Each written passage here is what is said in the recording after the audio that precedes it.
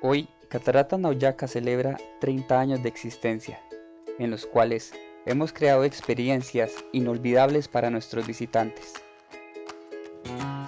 Estamos orgullosos de ser catalogados actualmente como una de las mejores cataratas en Costa Rica y el mundo.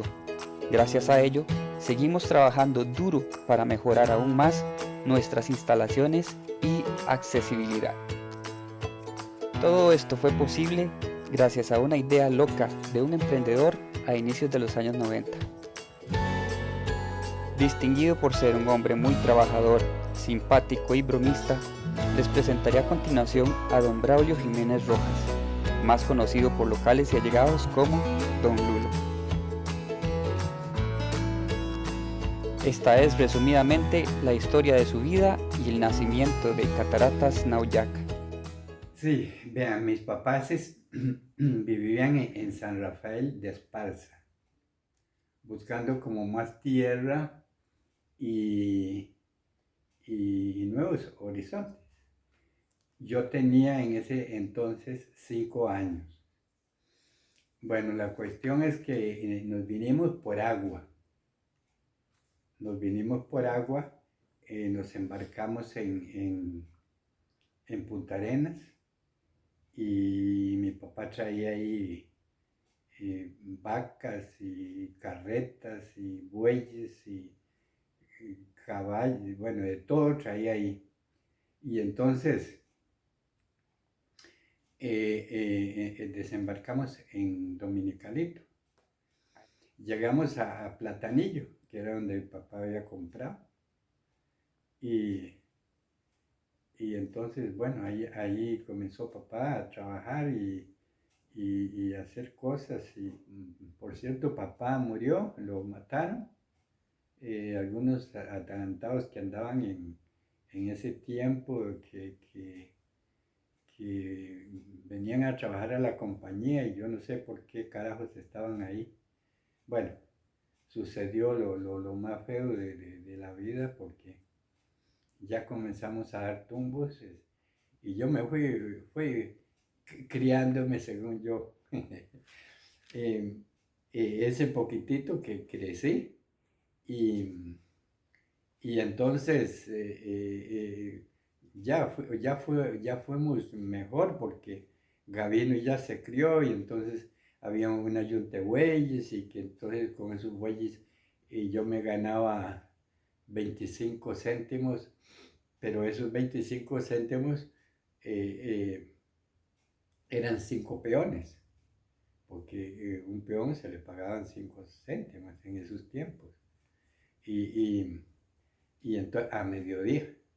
Y entonces así fuimos parando la finca y volvimos a sembrar caña y arreglamos el trapiche y bueno, todo se hizo mucho mejor. Y ya uno muchachillo con ganas de tener novia y tenía novia y ya jugaba un poco de vivo ahí. Yo conocía a la familia de don Agustín, también era de San Ramón de Alajuela. Y nos casamos, no fue muy bien porque doña mamá me dice, yo pensaba que me iba a dar porque a todos le estaba dando un poco de terreno.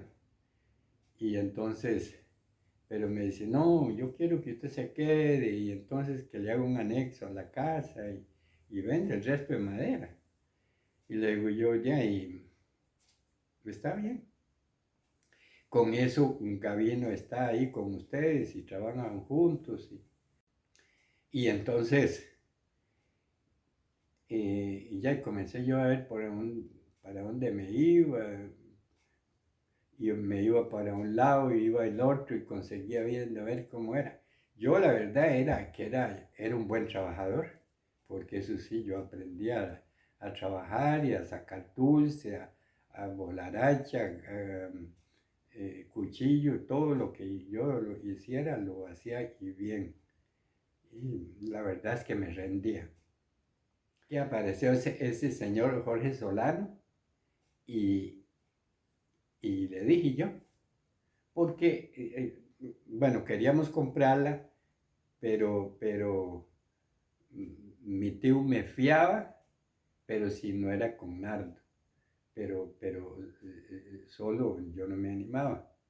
Bueno, la cuestión es que me dijo Jorge, no, no, no, váyase para allá. Entonces fue un 5 de marzo de 1961. Tenía la fe que de verdad ahí íbamos a echar raíces. Muy contentos, doña Ruth y yo ahí, como un par de carajillos, porque ya ella estaba algo joven y ya yo también, bastante joven, 20, creo que eran 23 años o 24 años, por ahí así. Sí, me dijo Jorge Solano que él había comprado la otra mitad y me dice, y le digo, ay, Jorge, qué dicha, porque así me entiendo solamente con usted. Y me dice, no, es para usted y usted me paga cuando sea y como sea. Y le digo, Jorge, pero ¿cómo le voy a pagar yo? Y le digo, ¿cuánto costó? Y me dice, 8,000 colones. Pasamos esa cosecha ahí, nos fue ya muy bien, porque siempre cogimos 260 quintales y de verdad, quintales, porque él lo llevaba e incluso una parte la vendimos sacada. Y, y entonces, bueno, la cuestión es que nos fuimos muy bien. Yo lo veía que me dijo que sacáramos el ganado. Ah, porque ya habíamos metido, habíamos sacado 15,000 colones. eh, y fíjese que habíamos metido con esos 15,000 colones, habíamos metido, o había comprado, porque Jorge en cuanto a eso sí no se la sabía, dijo el otro. Había comprado 54 ternerillos y ya estaban novillillos en ese tiempo. La cuestión es que, que yo lo veía como con interés de vender el ganado y ya nos hicimos de la plata y me dice, vea, por cierto recuerdo ahí en un costado de la catedral, dice Lulo, yo quería decirle a usted que yo le voy a dar la otra mitad de la finca en 8,000 colones, pero que me deje todo este dinero.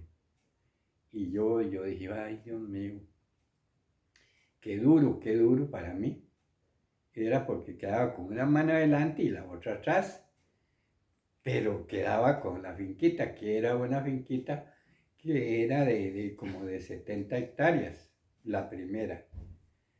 Toda era como 70 hectáreas, tal vez 80, yo no recuerdo bien. Y yo dije, bueno, ya y no, si usted dice, Jorge, yo lo veía como, la verdad, lo veía como un papá, porque él me había metido el hombro en todo sentido. Y entonces yo decía, fue puñas, me duele que me dejara. Pero bueno, la cuestión es que estaba acá, pero por ahí, y me dice, no se lee nada, seguro puse una cara de yo no fui. Y me dice, no se lee nada, yo le doy ganado a medios.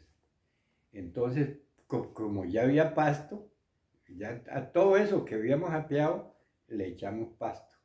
Y entonces estaba eso lleno de pasto. Y en ese tiempo el Jaragua era un pasto buenísimo. Vino Cápero y me ayudó. Bueno, nos ayudamos porque yo servía de deudor y él de fiador.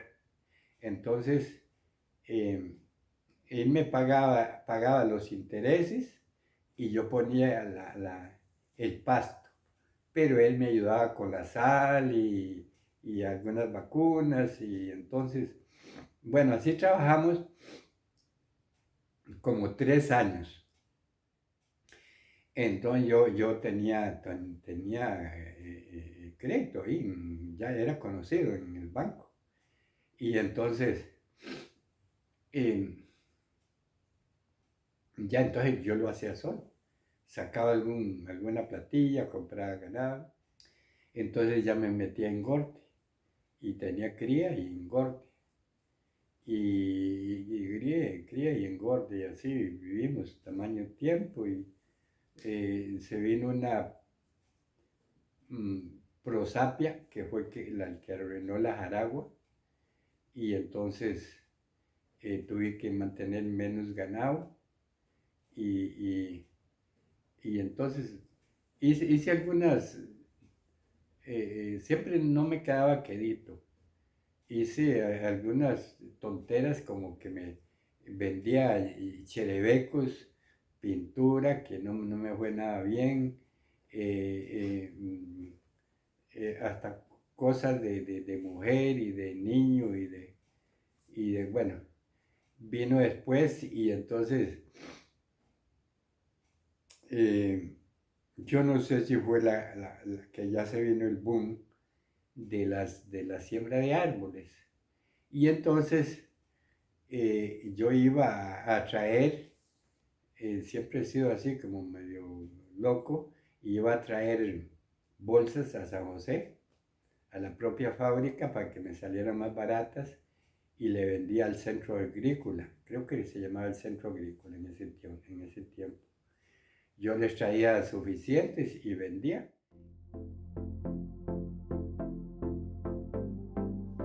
Fue entonces, en los años 60, cuando se le dio la oportunidad de comprar el famoso pedacito de tierra que lo ayudaría a crecer, sin imaginarse en lo que éste se iba a llegar a convertir. Y le habíamos comprado a Tim. De hecho, al principio parece como que el señor Montoya no le quería dar la escritura. Entonces me dijo Tim, eh, eh, Lolo, hagamos un trato, dígale que usted y que se la pasen a usted, y después usted me la pasa a mí. Y entonces, de verdad, yo fui y hablé con Montoya, le digo, yo le compré a Tim la propiedad. Y entonces me dice, no, está bien. Entonces conmigo no puso peros. Entonces me hizo el traspaso, me la traspasó. Y, y, y al tiempo me dijo Tim, Lulu, mejor le vendo esa propiedad si quiere. De por sí está el nombre suyo. Y entonces, o yo no sé si era el nombre de Doña Ruth, yo no me acuerdo. Pero por ahí andaba el asunto. La cuestión es que, le digo, está bien. El valor no recuerdo exactamente. Yo no sé si eran 11.000 colones o eran 16.000 colones. Y entonces comenzamos a trabajar. Eso tenía un cafetalillo y comencé a hacerle portero. Lo tuve de portero un tiempo.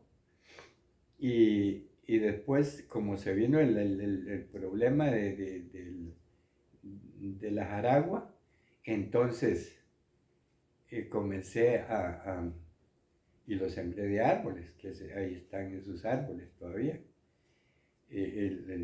todo el pochote y teca, y que se fue pasando el tiempo y entonces comencé yo a ver a ver qué podía hacer que eso sirviera para, para turismo. Y entonces me decía Brian, no recuerdo el apellido, Brian y Ure, que por qué no les alquilaba yo y que hiciera un camino y que me cobraban como 500 colones. Pero antes de eso, yo tenía un peón y cuando comenzamos a trabajar en esa propiedad, yo creo que ya era para sembrar madera. eh, en ese tiempo veíamos una novela. Yo no recuerdo exactamente si era Arandú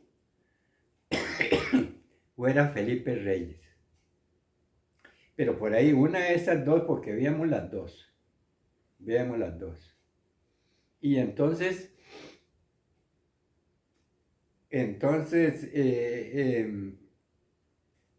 un día fuimos porque hasta él me envició a ver eso, y hasta yo lo veía.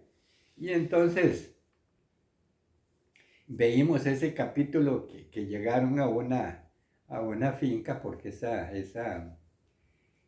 esa novela era mexicana. Bueno, fuimos, oímos la novela y, y en la noche me dice el muchacho, usted sabe que a mí se me fue el nombre de ese muchacho. Y entonces me dice, mira, y mañana en la noche, eso fue como el 12, 12 o por ahí así, y me dice, ¿mañana para dónde vamos? Y le digo, vamos para Nauyaca. Y entonces me dice, ¿cómo es eso? Porque habíamos oído la novela que habían llegado a una finca, bueno, a una finca no, a una hacienda que se llamaba Nauyaca. Y entonces yo, por burlarme del pedacito ese de arriba, ¿verdad? Y le dije que para Nauyaca. Y entonces me dice, ¿cómo es eso? Y sonriendo, y bueno, ya otro día por vacilón, y ya hablamos de Nauyaca, y que yo no sé cuánto, y fueron pasando de verdad los años, y entonces, ¿y para dónde lleva el ganado? Para Nauyaca. Yo creo que fue un poco antes de Árboles. ¿Y para dónde lleva el ganado? Allá en Nauyaca, ahí. Y ya hasta la gente sabía. Digamos como Tilio, Pedro Jiménez y ¿cómo se llama? Bueno, Tango, por supuesto, Doro, toda esa gente sabía que yo a la propiedadcita esa le decía Nauyac. Cuando estábamos buscando un nombre, yo creo que uno de los que me impulsó fue Santana, porque yo andaba buscando, viendo a ver qué ideas se salían Y me dice Tane, pero papá, ¿para qué va a buscar tanto? Póngalo así como está, póngalo en Nauyaca. Yo ni sabía que era una terciopelo, pero sí sabía, yo creo que Tane había estado averiguando y se sabía que era tal vez una bocaracá o algo así, algún animal grande, una culebra. Entonces al principio decíamos, es una culebra que había aquí muy grande, que yo no sé cuánto. Y entonces, pero para no meterse uno en problemas, pero ya ahora no hay, ya ahora no hay. Entonces, sí, esa es la historia que entonces Santana me dice, no, ¿para qué vamos a ir a buscar más? Dejemos eso así. Entonces comenzamos ya a escribirlo, a sacar permiso de los animales, de las lapas, de los tepezcuintles, y, y también el nombre, y también ahí estuvieron esos venados que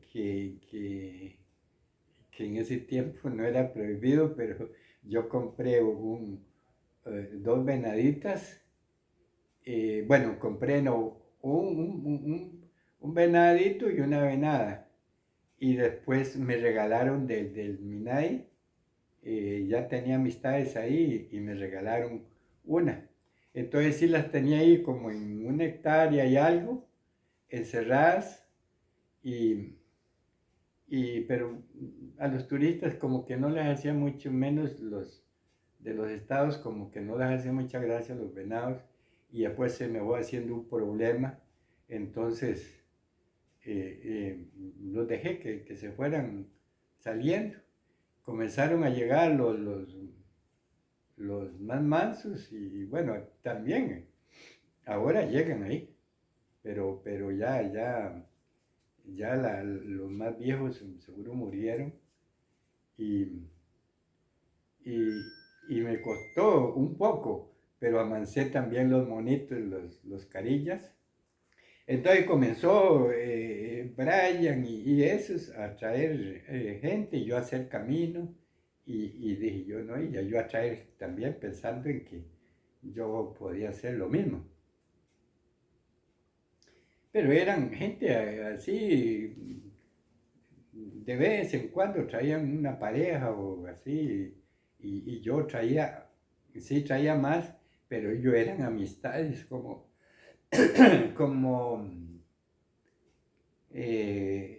David Lepper, Don Jack, Walter Odio, eh, bueno, hay muchos más que ahorita se me van de la mente. Y me decían, Lulu, no, échese, échese, ningún zaguate. Y entonces,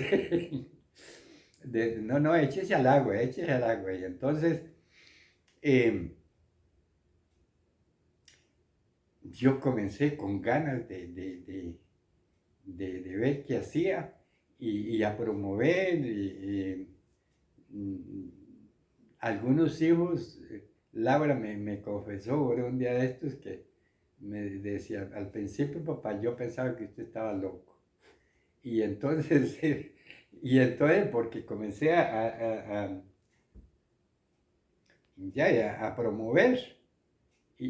promover, y don Jack es un hombre para ustedes y para mí, y logro la oportunidad de decirles que es una gran historia, don Jack. Me prestó hasta caballos, así como lo oye usted, me prestó caballos porque un día él tenía un grupo como creo que de 18, y me dijo, Lulu, yo quiero que usted lo lleve a la Nueva Jack. Y entonces él me prestó caballos y vino y me ayudó como guía el peón. Y yo los caballitos que tenía, yo creo que eran como 4 o algo así. Eh, Tal vez algo más, pero yo no recuerdo. Pero la cuestión es que ajustamos, y yo hace como 2 o 3 años, un día me puse a pensar y me fui y le agradecí a don Jack, porque eso que hizo fue de verdad darle a uno el impulso para que uno se animara un poco más. Pues esa es una de las principales personas que me ayudaron, y bueno, todos los demás, pero David Lepe ayudaba mucho, y Walter Odio también, y muchos más. Entonces, un día de tantos, ya comenzamos como que comenzó a tener, yo comencé con Fernando Flores a tener, en eso David, Tania está estudiando, David no quiso estudiar más, y entonces yo le dije, ya, pero entonces hay que trabajar. Me dice, sí, papá, ya, yo quiero que trabajar. Entonces comenzamos. Yo servía de guía, era un guía muy malo porque parecía un monito haciendo señas, y lograba la oportunidad cuando había alguien que supiera inglés y español, y entonces para traducir, y yo les contaba chistes y yo me transformaba, me transformaba. Y entonces ya después vino Alexandra y Giovanni, y entonces ya comenzó Giovanni, y Giovanni sí, ya un poquito más de inglés, y fueron aprendiendo, fuimos mejorando tamaño poco, y ya de último ya yo no servía ya me quedaba ahí en la casa limpiando los casas de los tepescuintes, todo muy pobremente, pero fuimos haciéndolo, y la verdad es que, que, que, que sí. Ya en los años 90, habiendo superado las dificultades de su niñez y juventud, el duro trabajo de campo y ahora el nuevo proyecto que iniciaba, se dio cuenta de que aún le faltaba mucho más por recorrer. Bueno, el inicio no era tan bien, todo era un problema porque nosotros no teníamos dónde atender la gente, era dentro de la casa, salían ahogándose ahí porque ya era dentro de la casa, de esa casita que estaba muy pequeña. Pero ya al ver que la situación estaba bonita, entonces, eh, entonces iba comprando más caballos y cada día más gente y entonces uno recomendaban al otro y se llegó el tiempo de también de que fuimos a Fercori, tan pobre, pero tan pobremente, que nos pedían brochure y salíamos a hacer brochure fotocopiados. Fotocopiados, porque ya todo era pobremente, uno fue haciendo, yo me le pegaba aquí a cuanta institución había, porque yo al principio pensaba que iba a tener con solo la gente de aquí, de Pérez, y en realidad, pues no, había que pensar en un poquito más allá, y de hecho, pues ellos nunca me dejaron solo, fuimos así a Fercor y toda esa cosa, y, y nos fuimos haciendo un poquito grandes porque más caballos, hice ese primer ranchito que ahí está el Redondo, y ya y muy bien, porque quedaba ahí afuera y a los cuatro vientos y de paja, pero ya el momentico no alcanzaba. Y entonces hubo que hacer un poco más, y entonces sí se hizo. Y entonces sí, se ha ido haciendo mejoras y mejoras y mejoras y, y, y cada día pues más gente y más gente. Y pues yo digo pues que ahí está la mano de Dios porque siempre fue un éxito, siempre en todo lo que se hacía se iba, se iba aumentando. Ya después se hizo esa carreterita, eh, el puente que aunque era de madera, pero era un puente que pasable. Y entonces, bueno, fuimos mejorando y mejorando, entramos la corriente, lastreamos ese pedacito ahí para arriba. Para decir algo de la oficina, esa propiedad se la había comprado yo a Humberto Cerdas. Yo se la compré y le dije, Humberto, usted se puede quedar ahí porque yo lo que estaba interesado era antes de todo esto. Entonces le dije yo, usted se puede quedar, y entonces hicimos la primera caseta para que ellas fueran al colegio. Ya después, cuando un tiempo que hicimos un proyecto ahí con ganado, con Santana, vivió Santana un tiempillo ahí, y después que ya se fue Alexandra y Giovanni, ahí duraron un gran tiempo, y entonces yo hice una media oficina ahí, chiquitita, al principio, y entonces ahí bueno, se vivió, ha sido un poquito estrecho todo eso, pero servía. Por lo menos se les daba información, y ya ahí abajo. Ya después ya pensamos en que no era bueno, porque era esos caballos y esos carros y todos atravesados, y entonces ya comenzamos y que hicimos el parqueo allá abajo, algo pequeño, y que ahora se ha ampliado, y entonces ya todo fue diferente. La verdad es que han habido muchos problemas, pero no todos va uno con metas de resolverlos. Y en el caso de ustedes ahora, pues ya pues lo resuelven más bonito, porque todo ha estado mucho mejor.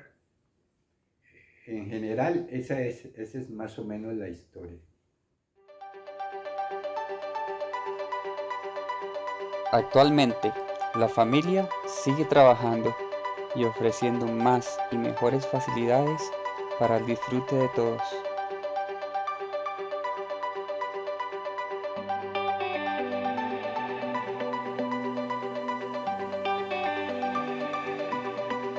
Ya sea caminando, en pick-up o en caballo, la experiencia de visitar estas hermosas cataratas pertenecientes al río Varecito es mágica e inigualable.